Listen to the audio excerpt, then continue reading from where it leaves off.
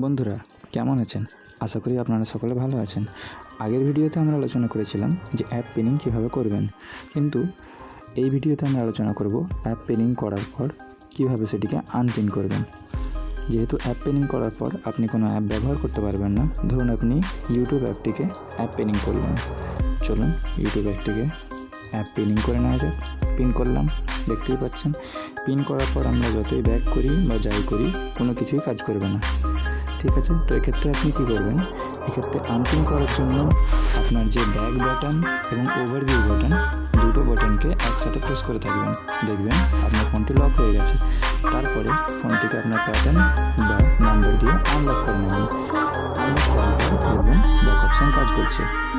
সুতরাং এইভাবে যে কোনো অ্যাপকে আনপিন করতে পারেন, আবার ফোনের পূর্ববর্তী অবস্থায় ফিরে যেতে পারেন। থ্যাংক ইউ বন্ধুরা ভিডিওটি দেখার জন্য। আরও এরকমই মজার ভিডিও পেতে চ্যানেলটিকে সাবস্ক্রাইব করে দিন এবং সাপোর্ট করুন। ধন্যবাদ। পরবর্তী ভিডিওতে দেখা হবে। পরবর্তী ভিডিওর টপিক রয়েছে প্যারেন্টাল কন্ট্রোল। প্যারেন্টাল কন্ট্রোল আপনার ফোনের ইনবিল্ট সিস্টেমের মাধ্যমে আপনি কিভাবে ব্যবহার করবেন। তো দেখা হচ্ছে পরবর্তী ভিডিওতে। ততক্ষণ সুস্থ থাকবেন, ভালো থাকবেন।